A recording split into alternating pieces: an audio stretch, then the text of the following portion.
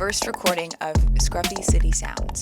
This is a new podcast from WBIR that is all stories straight from the heart of Knoxville's music scene. My name is Jillian Taylor, and I am a visual storyteller here at the station, and I have the incredible fortune of being able to do this podcast. It's just in its beginning stages. This is the first recording, and there's so many things that I'm dreaming of it becoming.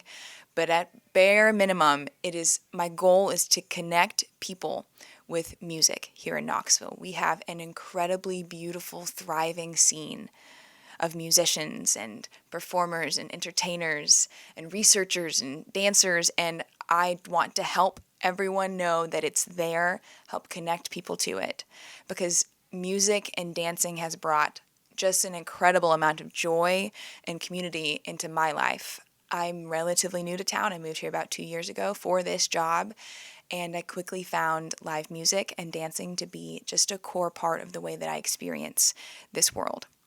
So that's my goal in this podcast, is to connect y'all with musicians, to connect everyone with music. My first guest is Jared Hagemann. He runs a publication called Knox Ooze, which mostly is a publication with actually the same goal as this podcast. He posts these calendars of events that help connect people to local music events. But he also does way more than that, and we're going to get into it in the podcast. So grab your loved ones, grab your pets, grab your water and your coffee, and cozy up and enjoy this first ever music podcast episode here at WBIR. Do you want a cup of ambition, or do you want your cool liquid death? Don't look like you know it. I'm gonna get a sponsorship. That's my goal. We're gonna be sponsored by Liquid Death. I'm gonna put this here as if one of us is using it. But to be honest, I would love to get sponsored by Red Bull. I think we have to make more extreme if we're gonna get Red Bull sponsorship. More extreme. I can get more extreme. How do you feel about skydiving while podcasting? I have done it. You've podcasted and skydived? In my dreams. Oh. We will be doing that. As someone who will be on this podcast regularly, how do you feel about skydiving while podcasting? I feel neutral about it. It seems like logistically could be a big hurdle. I'm gonna open this. Ready? Yeah, go for it. Oh. Yeah, feel that Red Bull. That's good. And you are drinking? Oh, Liquid Death. Sponsor, please. We're drinking a whole lot of alcohol because we're in a newsroom. Yeah. Yeah. I gotta prepare you. I will be drinking Red Bull probably every time we ever do this. Because morning shift. Oh, right. Yeah. When I worked at Channel 8, we had a much less robust snack system that you guys have here. And the coffee came with these little, like, puck thingies that you put into the drip. Oh, wow. And I found out if you put 2 in there, you get an absurdly strong cup of coffee. So that's... You had a very healthy lifestyle. Oh, yeah. 100%. And it was always great when the like, sales team in the morning would come in and they go get coffee and it's, like, sludge from how strong it was. For y'all who are not seeing this, we're looking out a window right now into the WBR newsroom. We probably will have people come over and like try to knock on the window because people often use my editing bay as like the Zoom room. Oh. Because I'm not in here most of the time. I'm out in the field. So people might come try to take calls in here. We might just usher some people out. Oh, no. That's okay. We'll just yell at them really aggressively. We'll yell at them, but straight from the heart. In a straight from the heart way. Thank you. I'm very excited that you are here. Thanks. Me too. Because you are very much in line with what this podcast is set out to do, which is connect all of the muggles with music. Mm-hmm. And that is like Knox Ooze's whole thing. Yeah. We like music and we like to support it and to promote it. Okay, so what I want to do here is I want to start with some like quick hot seat questions. Okay. To get like a lay of the land so people can judge you in your relationship to Knoxville. Okay. Okay, you ready? Mm-hmm. Okay, so answer these as quickly as you can, but you're welcome to tell me a story if you have a really, really great story to tell. I will allow that on this podcast. Do I have to say the story really fast? You can tell it at whatever speed you want. Okay. Yeah. Okay, so my first questions are about Knoxville. And this one I do already know the answer to. But what is your go-to hangout spot in Knoxville? I'm a degenerate, so I'll probably be hanging out at Preservation Pub, Corner Lounge, or Marie's because I'm a degenerate. And what's your favorite restaurant? That's a good question. It changes, honestly. Because my microphone just fell off. Your microphone broke? Because the microphone just... Oh my gosh. What kind of operation are you running here? Okay, I hope this is the last piece of microphone that falls off. It's like kind of fly-by-night thing Yo, we got going we're on starting here. off. This is our first one. I honestly don't know what my favorite restaurant is. Like, I had Ramies Cafe for lunch today. Okay. Delicious. Yep. And you know the story with the whole Ramies family legacy, right? I don't. Okay, I'm immediately interrupting the whole hot seat thing. Yeah. But I'm going to allow it. Okay, it's a whole family legacy. It started with the grandpa. The dad owned the restaurant in downtown, Pete's, which is now sold to somebody else. But it was his son's after his. His son now owns another sandwich shop. Joey's, I've eaten there. Joey's Sandwich It's Shop. delicious. It's in Concord area. Go there. Just It's opened. delicious. Yeah. So we're featuring them on a new business series coming up. But we're also going to do a story about the fact that there's Joey, there's Sammy, there's Pete, and then there's also the other uncle, and the restaurant is not named the same as that person. But there's 4 of them who did or currently own restaurants, and it's just their family. He said that I was like, that's so cool, like that's such a like brave, you're entrepreneurs, and they were like, honestly, it's because it's a very risky business, but it's a very safe choice because there's just been so many restaurants in our family that we keep opening more restaurants. So like half of Knoxville's breakfast scene is this one Nator's, the Nator family. That's cool. They own the whole thing. Isn't that neat? That's really cool. Back to hot seating. Oh yeah, hot seat. Hot seat. What's your favorite concert venue here in Knoxville? Oh, Pilot Light, easy. Okay. Yeah, it's the best. It's best supporter of independent new artists, any genre. You can hear some crazy ambient stuff to punk rock to hip hop, indie rock, folk.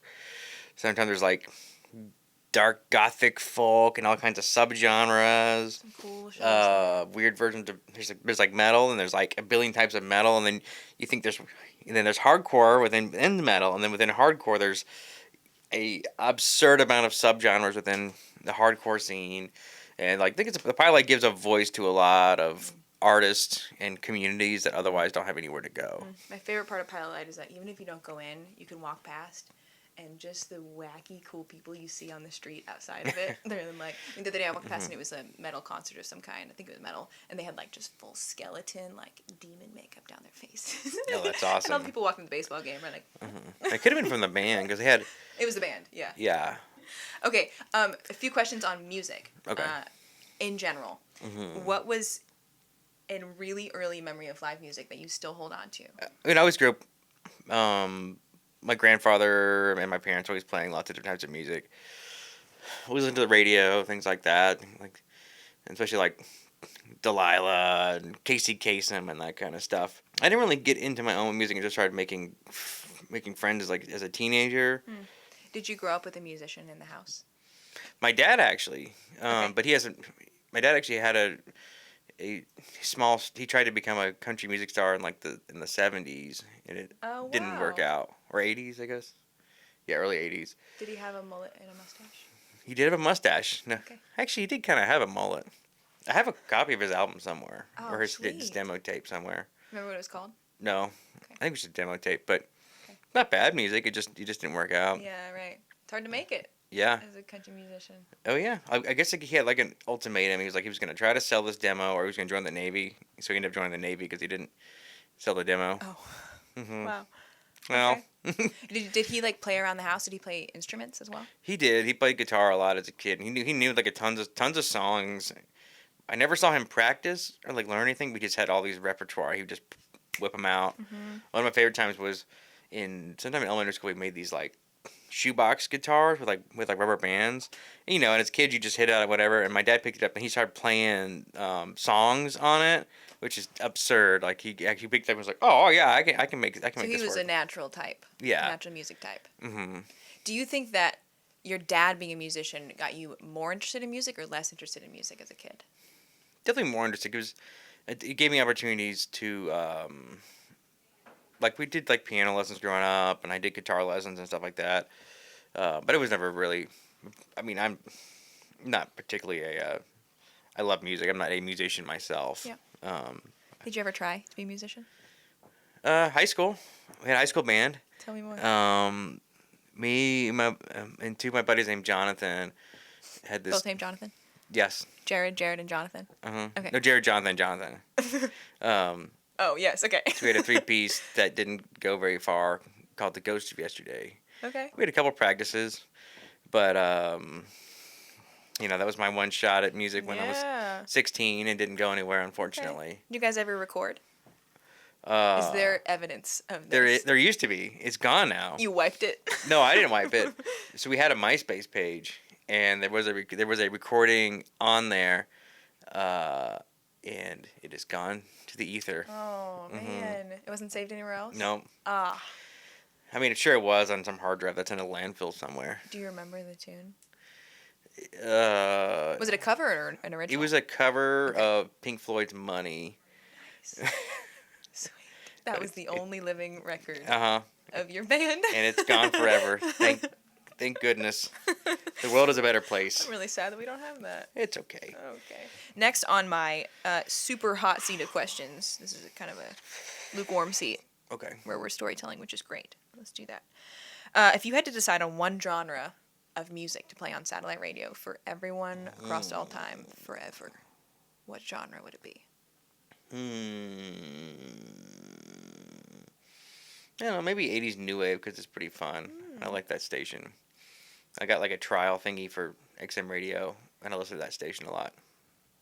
But I don't know. I mean, I'm pretty open. My music I listen to is very fluid. It just depends on what I'm in the mood for. I don't have any particular favorite or disliked. There's certain types of music I don't like as much, but as far as favorite goes, it just depends on the day and the mood. I don't know. But you have a soft spot for 80s. Right now I do. Probably because I've just been listening to a ton of 80s Cold War themed dance songs for an upcoming project that may or may not happen. Can we listen to a second to that Jolene song? How hard is that to pull up? Oh, it's easy. I don't know if we're going to get copyright flag. I think within 10 seconds we're good. Okay, everybody. You guys can hear just 10 seconds. This is the song that Jared was playing while I was like messing with the cameras. It's so fun. The background on this is that it's an Irish band. A Scottish duo from the 80s called Strawberry Switchblade. And they were big mostly in Japan. Or not even big in Japan. Going on. Come on. Spotify, work. Oh, something's happening. Come on. How much can we play before we get copyright hit? Probably about 3 more seconds. Okay, there we go. There we go. This is great. Safe one. Got out of that one safely. I got a few more hot seat questions. And then I want to talk Knox Ooze. Okay. Because I'm very excited to hear. I actually don't know the backstory of Knox Ooze. On purpose, I haven't asked you about it because I'm saving that. Oh, the big mystery's about to be unveiled. Big mystery. Hot seat. Okay. What was your first concert? First concert? Well, First technically one. my first concert was a Blue Oyster Cult, but I don't remember it. Okay. How old were you? I had to have been like 2 or 3, maybe even younger than that. I don't know. So where my family, my mom's side of the family, I come from a long line of mildly inbred island farmers between New York and Canada and this region called the Thousand Islands, where the dressing comes from. One of the larger islands. We're going to announce where my family's from. There's a church on there that was getting rebuilt, and apparently maybe the lead singer of Blue Oyster Cult from that area, so they did a big show for it. Here's the backstory. Wow. Tell me more about the whole mildly inbred thing. As my grandfather would joke about this, but so when I was in grade school or whatever, we had to do like family tree type things, and I didn't have much on my dad's side because but my side of the family had really done a lot of genealogy stuff. My grandma had done a ton on ours, and like there were a good number of second cousin, first cousin interactions in my family in the past. Interact. It's my grandfather would joke. He was like, "Oh, he just gets lonely on the island." I'm like, God, Grandpa. All right. I'm gonna move past that topic. Yep. You asked. I'm sorry. Ask you a question. What if that was your first concert experience? What is your most memorable, impactful concert experience? The first one I went to on my own. This one I've been when I was able to have a car finally, whatever. I grew up in South Georgia, Navy family, And Jacksonville, Florida was the nearest close, kind of as far as like Morristown to here, kind of distance.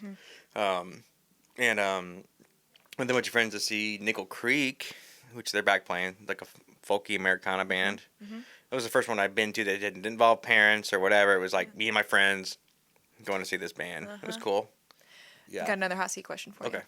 Did you collect cassettes, CDs, 8-tracks, anything like that?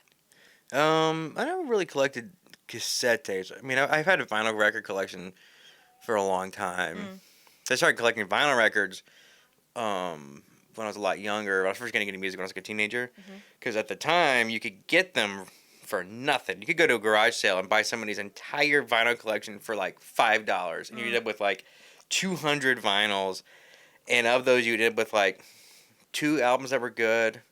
But like, you'd have so many Elvis records, especially Elvis Christmas. Yeah. Like, not even the good Elvis records. It was like Elvis Gold and like Elvis Christmas. And then you'd have like a billion Andy Williams Moon River. I don't know, get people's deal with that album was so popular. And a lot of Supertramp, Breakfast for Champions. That was a really popular one. Do you still have this collection? I pared it down a lot. Okay. Like, I got rid of basically everything that was, not great. What are you most proud of in your vinyl collection? I got a really fond of the Beatles' first album in the United States. And, like, the album itself worn to shreds. But all over the album art and like the inner liner art and everything is all that's been scribbled. And, like, it's obviously, like, some probably little girl and her friends all, like, marked on who their favorite was. They'd write notes. And, like, it's such a cool window of, like, seeing, like, some child or some kid at the time, like, like enjoying music for the first time and like really loving and embracing this album. Oh. That's probably my favorite.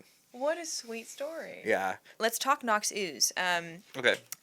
Give me your elevator pitch about what Knox Ooze is. Well, the ideas kind of evolved a lot, but essentially, it's just trying to create a resource for people to find live music and other fun stuff going on. Yeah. But particularly with the focus on live music, and it sort of evolved into some little like very niche local history type things and some wacky comedy type videos and stuff. But at the core it's a resource to find live music and art going on in Knoxville. And what's the origin story of that? Why did we need that? So there was a time where we had a lot of like the all weekly papers like the Metropulse and stuff like that, and then even the newspaper daily had a lot of listings of live concerts every day. But those have pretty much gone away for one reason or another. And let's see, like about 2 years ago or so, sometime around then, a buddy of mine who works over at Blank wrote this article about this band he saw at the Pilot. And he was like, this show is amazing, and it was the best. You'll never see a show like this in Knoxville. You'll never, all this type of stuff. And I'm just like, I never even heard this show was going on. And that's sort of the onus of, like, developing this. And then initially, I had gotten this big, giant printer from GovDeals for really cheap. And then I would print out these weekly calendars that I would post up downtown. Yeah. And I did that for about 6 months until the printer finally broke. And that's when I just transitioned to doing it on Instagram. Yeah. Because I couldn't afford to get the printer fixed. Yeah. I was like, well, okay, what's the next step? And so then I started making the online versions. And it started slow, small. And then, like, as I started doing it, I didn't realize that how much of a need or a want there was for so many different artists and venues and things in the community. It started really small with just like a couple bars and venues that are around town, especially only downtown. But then I realized, things like Brickyard and like Open Court and a lot of R.I.P. Concourse, a lot of these others, and a lot of smaller places, even like Fly By Night. It wasn't even on my radar until I started doing this thing. Needed help getting the word out. Then you get into even smaller, more niche genres like hardcore scene, EDM crowd, metal. A lot of them just don't get any coverage at all in a lot of the other more traditional media. Even the one traditional media that does cover shows, a lot of those don't get any they're not included in the calendars for one reason or another. Mm-hmm. So giving them an outlet and a resource so they can find out what's going on too is important to me, to give them a voice.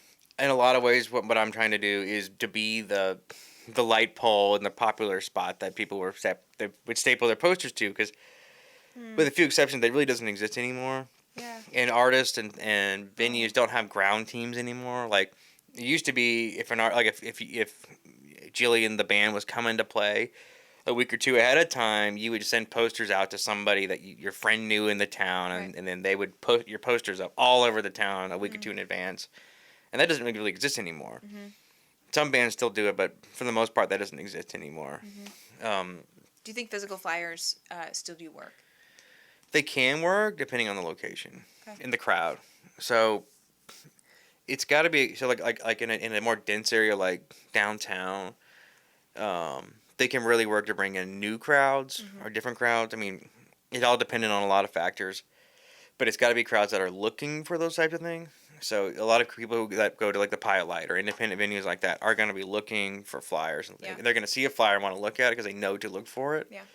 Like, and I could introduce them to, house shows or smaller venue shows, whatever. And then also tourists that are in town looking for live music. They go to those bulletin boards and they pay attention to those bulletin boards. Which one thing I really loved about like doing the calendars when I did do those was like seeing tourists going up to it and like being really excited. One time I went to put one up and some guy came out of the woodwork and was like, "Oh, I'm so excited! I would like to see the new calendar." And I was like, "Wow!" Yeah, that's cool. So I think that's how people are now on social media. I mean, I'm biased because Knox Ooze was early on somewhere that I found music when I'm 2 years into living here, and so probably about a year in, when I was getting more and more into live band dancing, I would look to Knox Ooze in addition to the Honky Tonk page to find shows that I could go dance at. It was incredibly useful to me. I also look at flyers at bulletin boards, but I mean, how many artists actually put flyers up? Not very many. Yeah. You maybe see. I go to the K Brew by my house a lot, and there's always a bunch of flyers up. Maybe like 2 shows on there, and there's so many more shows than that. So I look towards Knox Ooze to really sift through like all of the options. Well, thank you. It's cool to me that it happened kind of on accident, because it is, in my experience of Knoxville, like absolutely filled a necessary gap. Oh yeah, I'm very happy to have been able to fill that and give a voice to a lot of artists and stuff like that. Because also a really important thing too, especially that is important, particularly with a lot of these independent venues, the smaller venues and things like that, or these like hardcore scenes, whatever DIY venues, is like to build a music scene, to have a music scene in a city, you have to have these incubator places. These places that bands get opportunities to try their music and get playing, for kids to go in and watch an artist and be like, if they can do it, I can do that. I know that person. They're making great music. I can do that. You have to have these places for people to go and experience music and experience their peers playing it, and give so that they get inspired to do stuff. If you don't have those places, and like if you only focus on like shows that are at big venues and big whatever, these people will never have that incubator. They may have had a dream to be a musician, but they'll either never do it or they'll go to another city to try it out. But having these communities and these like incubators for kids and also anybody, obviously, gives people. That's how you build a music scene. Yeah. But we're seeing a lot more sort of DIY venues showing up in other places, like Remedy Coffee in town hosts a lot of hardcore shows. Yeah, they do. And then a couple other places like that, and like Spacecraft / Ironwood Studios, which they've had shows for years, but they continue to do some every now and then. And there's a couple other places that are starting to do that more and more. Yeah. But so Knox Ooze does these music calendars every week. Can you tell me what else Knox Ooze does? Yeah, so beyond just like the music calendars and stuff, obviously daily I do I post stories of all the music that's going on that day, or the majority of them, so you can scroll through the Instagram stories. It's just for social media and sort of get an idea. And if they have music on Spotify or something like that, you'll be able to hear the music in the little stories. Which is so useful. Like to click through and just like trying to feel out the vibe of what I'm doing this weekend, to hear the sound of what the artist is gonna do. Oh totally yeah, gets me like ready for that show. Helps me know where I want to go. absolutely. So useful. And it also, like, social media is so strange. Like, it is so strange that you've created such a useful source of information on Instagram stories. Mm-hmm. I mean, what is it like to be you're a content creator now? Oh yeah. Did you ever picture that? No. Yeah, it's a weird thing. Somebody called me an influencer the other day, and it Yeah, kind kinda. of stung me a little bit. You got the trucker hat. Get the trigger kind hat. I of got a an trigger hat. essential- That's a lot. I'm a lot of there. I work in media, and sometimes it seems so fruitless to be like doing social media posting, but it quite literally is like the core of your business, and it's successful, isn't it? I mean, Yeah. counting followers seems silly, but you have quite a following now. Oh yeah. No, I've been very blessed with the response from people. Like, I was excited when I got like a couple hundred followers. Especially when I hit 1,000, I was like, Yeah. oh yeah, this is about all I need. Yeah. I'm there. Uh-huh. And now you're at what, 10K? Yeah, it's a little more Right? than that. When did you pass 10K? A couple weeks ago. Sweet. Um, Congrats, by the way. Thank you. That's a lot. Yeah. Well, and then beyond like the stories and the counters, I think other things that I try to do little like slideshow type things with some like photos from like the history center, just kind of showcase what they do over there. Yeah. The historical society, wonderful. They do Yeah. some great stuff. Some of the East Tennessee Historical right on Gay Street. Right there on Gay Street, you should go. They got a great museum. They got a streetcar. And then if you get bored, you can go upstairs and look at some old, newspapers or death records or they whatever. Have the collections up there, and I was trying to do some research into dancing, and it was a beautiful experience. Like, they took me up and like walked me over to the file folder of every newspaper clip about dancing, and I was looking through every single newspaper clip, like physical choppings from newspapers that just mentioned dancing. It was so fascinating, and anyone can do it. Oh yeah. You could just go look up any topic up there. Yeah, or if you have a library card, you can do it on your computer too, and you can search for stuff. And If you're dorky and you like to do random researches into things, which I do. Which you do. Okay, tell me about all the random things that you have found yourself researching. Where these could be the little rabbit trails or the full ones, like the '80s Cold War music. You just seem like you. It's like I'll check in with you, and you're like on some research rabbit hole. Yeah, I do it a lot. I don't know why. I just kind of come with an idea and be like, I wonder what this was like, and then just go down it. Most of it doesn't go anywhere. Some of those stories I have put onto my Instagram, like a monorail story and like the tamales and but like the old movie theater on Cumberland Avenue, a couple of things like that, which I'll stumble upon while I'm looking for something else and be like, oh, that's kind of interesting. Is it always Knoxville stuff? Yeah, I try to. Well, I mean, and I do research on whatever when I'm bored, but for a lot of stuff it is Knoxville related, just because it's fun to just go and. Sometimes you just put a term in and just pick a year, or just see like what was a newspaper like 100 years ago. Yeah, I mean Knoxville is changing a lot right now. Talk to me about the music scene and the way the music scene is changing. How do you think the music is going to change as Knoxville changes? It's a good question. I mean, like I said before, one of the biggest issues is with all this growth and stuff like that, the rise of cost of just running a business, but also the constantly increasing prices of leases. It's going to be harder for independent music outside of DIY and like nonprofit groups like Pilot, Birdhouse. It's going to be harder for our independent artists to play places other than setting up house shows and things like that, because if you just wanted to try to set up your own venue and like do whatever, it's so much more expensive to attempt that nowadays. We're gonna see a lot of that issue coming up. So what's gonna be the impact of that? It's gonna be harder for independent artists to get shows or be able to play anywhere, or even get to that point. And people will always play music, and they will always find their audience and find their groups.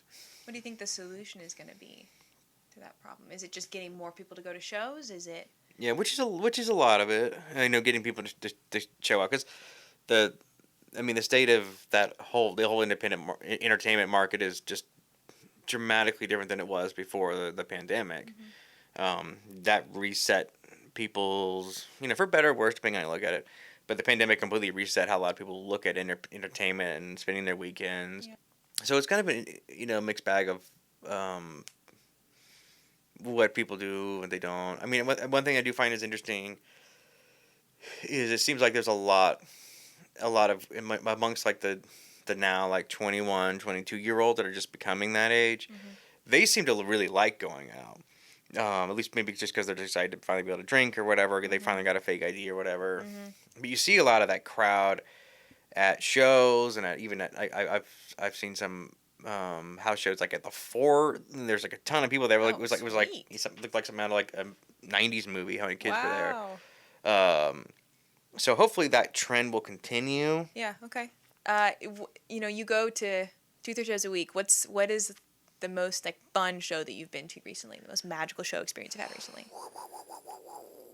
Is it a Pilot Light show? Yeah, the High Days show. High Days and Lucille Clement and Not a Cop that played at Pilot a couple weeks ago. That was a great show.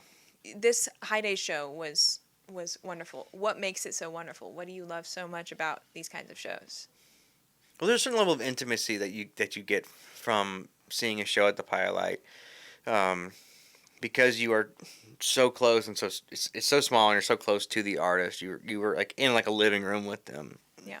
And obviously it can get, tight. Like that show was, a little cramped and it was very hot because it was hot out. Pilot gets loud and tight. Mm-hmm. I think that's the whole point though, right? Yeah, it's because you have a certain level of intimacy with the artist and with the band and with everybody in the room. Yeah. You're experiencing the show. Yeah. You're not, nothing wrong with like Tennessee Theater or something like that, but like you're not, in a seat enjoying it from way in the back. Like you are there. You like to be in it. Yes. Be in the throngs. Yeah, one of my favorite shows I've seen it Pilot. This was years ago, but the band Future Islands was playing. This is like one of their last shows before they blew up, and the lead singer's microphone stand like broke like right there. So I just I was right in the front, so I just helped hold it every now and then because he usually walked around with it. When he walked around, I just kind of helped hold it together for him during the show. But it's like. And then he's also then running around into the audience and back up and like that should be a trend. Just getting somebody in the audience to hold your microphone for you. Yeah, that's kind of sick. That was a really fun show. That was one of the most fun shows I've ever seen at the Pilot. Wow. And there's still tons of them. I like that all the time. Yeah. Depending on the genre. Yeah. Like I said, like you can have like those shows that are more like punk rock and active and whatever, but also some of the crazy shows I've seen there are like. I saw this like Japanese ambient artist there once, and he has to have all the lights are off, no cell phones, no photography, whatever. Wow. Every light in the building has to be off, and he plays all this crazy stuff. And then at the end he autographed these like big rice paper things. I've got one of those at my house. It's pretty cool. Wow, that's cool. Mm-hmm. And then so you just can see anything in there. And with them being like a nonprofit and whatever, it's like they're there to support the music and the art and the furtherance of that art. What do you listen to casually when you're just like this week? What are you listening to? I listen to like WDBX a lot driving around. Yeah. And then I'm listening to Lucille Clement, who was on the High Days bill. Her music's really good. Mm-hmm. But it just kind of depends. I don't know. I mean, you're listening to local music just in your week to week. Oh yeah. I listen to a lot of local music. Just tons of great artists. Yeah. Who is your recent infatuation in the local artist scene? You can probably even just come here and look. Like I said, Lucille Clement's been really, really good. Mm-hmm. But I've listened to her a lot the past 2 days. You heard her at Pilot Light weeks ago. Yeah. For the viewers at home, there's even photos from it, shot on expired 35mm film. Hey. And which one's Lucille? You can do it right here. Here she is. Hey. Mm-hmm. Cool.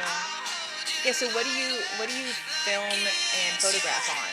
I know you're a big collector of all things. Yeah, a lot of cameras. A variety of cameras. Yeah. See those particular ones were shot on a Nikon F5 film camera, using an expired Fuji. Superior 1600 and Cine Still 800 film. Those all very expired.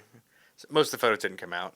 Which kind of makes it fun, no? Yeah, and most of the stuff I shoot is on a Nikon Z6 II digital camera. Just a great little digital camera. Yep. The videos that I shoot for the website that are more newsy, I use a Panasonic CX350. Mm-hmm. And then the stuff that looks more professional, which you can tell, is the Arri Alexa basic camera. Which I love the Alexa, but it is a bear to shoot on. A bear, what, like terrible to work with? No, it's great to work with, but it weighs like Heavy. Okay. It's like 32 pounds just the body. Okay. It's wow. metal. It's a boat anchor. Yeah. You seem like you've had a lot of wild jobs in your career from the little that I know. Can you tell me more about the weird jobs you've had? Been a kayak guide. I didn't know that part. I worked at a Radio Shack. I moved pianos on boats one summer. Huh. Awful job. Moved pianos on two boats or Like on between the same islands in the Thousand Islands. Wow. Awful. Never do that again. Whoa. Yeah. That's crazy. Yeah. That's one of those niche grown-up jobs that you never hear about as a kid. Yeah. I was a delegate for Obama in 2008. Elected. And then I was a video game tester for EA games. Coffee shop, marketing intern. That's when I started getting working in news. And then I've also been a Starbucks barista. Nice. And then in production world, it just gets into all kinds of weird stuff from like animal shows to crime and murder to reality TV, trashy reality TV, a billion pilots that I've shot for networks that will never see the light of day that are absolutely wild that I cannot talk about, but they were wild. I believe you. Yeah. I bet you've seen some crazy things working in TV. Yeah, I wish I could talk about them. I'm sorry, you can't. NDAs and pesky things like that. Yeah. Do you have any dreams of Knox Ooze being able to become your full-time thing? It'd be cool. I mean, I'm not too concerned about that because I don't really want to sell it out because it doesn't seem worth it to me to like, for $50-$60 put, Joe's window repairs brought to you by or whatever, and then there's the question of like, I worry about. I mean, I know it's a goofy website, but also some integrity. If I got sponsored by a particular venue or something like that, I feel like that kind of, would just not be kosher or whatever, So you hold some like journalistic independence. Yeah. It's just not worth it to me to tarnish that just for like $50 or something like that. $10,000 though. I mean, I'll say a lot of stuff for $10,000. But $50, nah, not worth it. I just saw you launched a Patreon because you haven't made any money from Knox Ooze so far, right? No, I do make a couple pennies from ads on the website. I think so far the past year made about $7 in ad money. Yeah, I get in there really. Hey, you can buy something with that. I don't know what it is, but you can buy something. It's true. I could buy. Yeah, I don't even know if I could buy anything in this room for that now. Yeah, I started the Patreon just to kind of help pay for like web hosting cost, and I've got enough people in there right now, which is I'm very thankful to all of them. They're wonderful people, and that I have enough that pretty much covers the domain hosting and stuff like that, which is perfect. That's the biggest thing. No longer a net negative. It still is a net negative, but at least that covers a good portion of the. You're working for free. Mm-hmm. I mean, I feel good about promoting artists, and I feel good to help give people an opportunity to express themselves, and then also get people an opportunity to experience that. I love the city, and I want to see that. I want to make sure that the Scruffy side, the artistic side, the music side of that continues to survive and continues to grow, and people continue to learn about it, especially as the city's growing and new people are moving here. Getting them to get on board with the Knoxville music scene and be part of it, is important too. With that growth. What kind of success stories have you had so far? Oh yeah. It's a great feeling when I've either overheard people talking about my website and recommending it, or had people recommend it to me, which is a great feeling. That happens? Yeah, it's happened. And that makes you feel really good because I'm like, oh, people are actually paying attention. What also makes it also more frightening because you're like, oh no, people are paying attention. Oh, they are. Yeah. What venues and artists are we missing out on? What have you found that has just been like gold that I never would have seen? They don't play that often, but French Toast, a lot of fun. They're an artist that most people probably would never think to go see. They're a blast. And they have costumes. Are you aware of who you're recommending to me right now? Did you know that my manager is in French Toast? No. So my manager, that's hilarious. On the morning shift is the bassist. Oh, we can cut that out. We can cut that out. Should we cut that bit out? No, that's funny. No, because Knox Ooze posted a video of French Toast performing Casio watch, which by the way, I just bought a Casio watch. It comes in today. I'll be wearing it in the next episode. Oh, I love that song. So excited. You posted a video of them performing it, and I was like, that's Daniel. He works with me on he works midnight to he's a manager, so however long. And I come in at 4 and we spend these awful morning hours together. And it's a little magical because I, go out to shows at night and then come into morning shift. Well, Daniel will play shows at night and then come into morning shift, and he's the one who supervises WER's morning shows. So that's just a funny random recommendation for you to drop right now.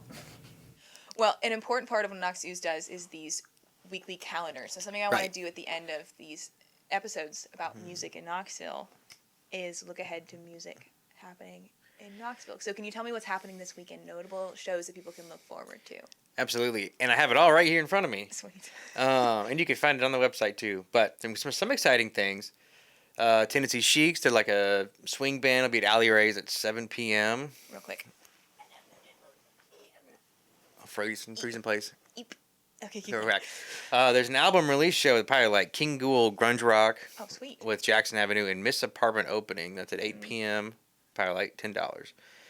Then there's some indie rock over at Fly By Night with Fish Hunt, Tex Petrallo, and Postcard Nowhere, which should be pretty good. That's the name of the artist? Mm-hmm. Say that again? Tex Petrello. Tex Petrello. I have no idea what that means, but it'll be a fun one. Then there's Boot Scootin' Boogie Nights. Yeah, there is. Country, Friday. 90s country. If you like 90s country, you'll love this. If you hate 90s country, you will hate that night. But some of our friends are performing there. Country, go get New Opinions. This is not music, but my buddy Drew Morgan is doing comedy at 8 p.m. at the Barrel House at Gypsy Circus. Go see him. He's funny. And then there's some rock and roll over at Prez Pub. Sweet. Covalence and Colaro. Covalence is a local band. I think Colorado's from New York. Barley's got sort of southern rock and all country stuff at Lee Baines and Lazarus Lake. Lazarus Lake's local. Yeah. That's 9 p.m. for $5. Bluegrass at Jig and Reel for free at 9 p.m. And then there's some crazy EDM extraterrestrial rave at the Luniverse, 9:30 to whenever, with exciting names like Jonathan Thomas. Hey. Yeah, the better DJ name. And then Horse. That's his DJ name? His Stage name is Jonathan Thomas? Sweet. Followed by Quick Flip, Horse, and Ortep. Nice. That'll be fun if you like that stuff. Okay. Then, on Saturday, at the Beard and Beer Market, there's some black metal with the band Profanatica, which apparently is one of the earliest black metal bands in America, so they're kind of historic. Oh, wow. That starts at 6:30 at Beard and Beer Market, $35. Probably pretty good. Storytelling showcase at Spacecraft Knox, 7 p.m. That'll be funny. Then some rock and roll over at Pilot tomorrow at 8 with Banquet. Kudzu Municipal and Space Trash. What a name. And then psychedelic / space rock at Fly By Night tomorrow or Saturday with Rugin and Analog Kid. Sweet. These shows sound so cool. Yeah, they sound fun, don't they? Sound fun. And then there's some EDM on Saturday at Mirage downtown with Cheers, Boy A Cup, Blind Audio, and Spence. It seems like Mirage tends to do like EDM shows. Mm-hmm. Which is an interesting. Yeah, it's more. They kind of lean into house music. Yeah. This is kind of a mix, but they definitely play a lot of house at Mirage, which if you haven't been, is like this like underground, like Middle Eastern, like lounge hookah bar. Yeah. Underneath the skybox on Gay Street. It's pretty cool. I mean, and they have falafels and stuff, which is dope. It's good food, and it's like the vibes are very like cozy, intimate. So it's kind of it's like weirdly a perfect spot for EDM. It makes total sense. Yeah. Well, then also, so don't get confused. So Analog Kid with Rugin at Fly By Night at 8. Okay. But around 9:30, the Analog Kids are gonna be at Scruffy City Hall. Different. Very different bands. Okay. Analog Kids is like a new wave 90s rock type thing. Okay. Analog Kid is like psychedelic rock. Very different bands. Small town for the same damn band. They actually a while back, there was one night that Analog Kid played at Preservation Pub and Analog Kids played at Scruffy City Hall the same exact night. It was very confusing. Are they both local? Yes, both local. Right. And then at 10 p.m. tomorrow, we've got Songs from the Road Band, an Americana band at Barley's, which they've played WDVX Summer Nights and Blue Plates and stuff in the past. Sweet. And then Sunday, we've got, if you like hardcore, we've got hardcore show at Carnes Community Center, all ages, $15, 6:30. A Sunday hardcore show. At Carnes Community Center. Mm-hmm. Sweet. Random. Yeah, Carnes Community Center is a pretty great venue for a lot of these types of things. They offer a great incubator for a lot of these smaller artists. Because being able to like host like a hardcore show that's going to be all ages with a lot of kids and things like that, it's difficult to find a venue that will do it. Yeah. So Carnes Community Center, and then there's a couple of like community places like that that will host these places and for really cheap, so they can afford to pay the bands and have an all ages audience and stuff. So that's at Carnes Community Center, and then later that night, 8 p.m. Silver Sun Pickups with the Girl Tones at Mill and Mine Indie Rock Show at 8. That'll be pretty good. And then this is kind of a unique one. There's a duo called Of a Feather, which is I guess Kelly Hunt and Sarah Morgan. They're playing at 8 on Sunday at Backdoor Tavern, which is a unique one. Okay. Just unique to see a show like that there on a Sunday of all days. Yeah. But maybe an interesting. It's free. But yeah, that's the weekend. Sweet. A lot of shows. Yeah, there's a lot going on. I mean, that's just a sampling. Yeah. There's so much stuff. Man. Like, I didn't even get into like a quarter of all this stuff. There really is. There are so many shows to go to in Knoxville. It's amazed me coming from growing up in a relatively small town, how much there is to do. Oh yeah. I mean, it's always I'm always a big fan of just the variety. And the other thing too, the way I like to structure this is to have, bigger artists and stuff like that on the same playing field as like a local artist. Yeah, right. So that people can associate those the same. Like tonight, you've got like the Pilot Show on the same level as like Lyle Lovett, obviously, which are very different types of artists, very different sizes of artists. Yeah. But putting them on the same playing field, yeah, hopefully gets people to be like, maybe I don't need to see Lyle Lovett because he's sold out. We'll go to, it makes them like equal choices when it's just on the list like that. Yeah, we'll go to Electric Citizen, which is tonight. Well, it'll be gone by the time the viewers are watching. But yeah. Well, I'm so appreciative of these lists that you do. As somebody who's relatively new to town, they have been like invaluable in like getting connected to the scene, finding like joyful, light, fun things to do with friends. Like it's been an important part of how I've like navigated living in Knoxville. Oh, thank you. That's so sweet. I'm just glad that you're doing it for free in all of your abundant free time. Thanks. Instead of having a full-time job. Yeah, taking meetings in the middle of meetings. Y'all didn't see that because I probably cut it out, but he had to take a Zoom call for work. You got the audio. You can leave it in there. It's fine. No, I love it. I can't think of anything better to do with my free time. Because, I mean, before I was doing this, my free time, a lot of times I'd be going to shows and stuff anyway. So now it gives me an excuse to, like, call it work. Yeah, and then having my, like, a laptop, like, if I'm going to hang out with friends, like at a happy hour or something like that, I'll just bring my laptop and I can just do some work, research or whatever, research something really dumb again. Yeah. Well, also thank you for coming on for a first pancake podcast episode. Mm-hmm. Well, thanks everybody. And a special thanks, a shout out to Bobby Short. Shout out. Send in the clowns, everybody. Special shout out there. I'm just gonna put that. Her back, so really slam her back down.